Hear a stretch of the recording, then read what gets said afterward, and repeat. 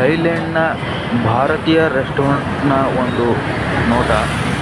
ಇಲ್ಲಿ ಥೈಲ್ಯಾಂಡ್ನಲ್ಲಿ ಹುಳ ಸಿಗೋದು ಬಲು ಅಪರೂಪ. ಆದರೆ ಇಲ್ಲಿ ಥೈಲ್ಯಾಂಡ್ನಲ್ಲಿ ನಮ್ಮಂಥ ಇಂಡಿಯನ್ ರೆಸ್ಟೋರೆಂಟ್ಗಳೇ ಬರ ಇಲ್ಲ.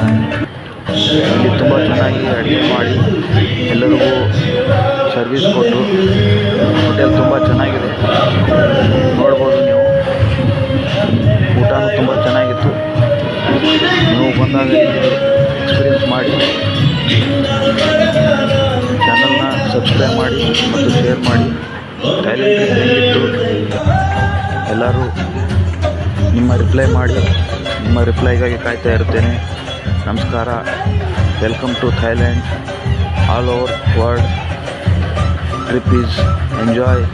Life is once time, never comes again. ಧನ್ಯವಾದ.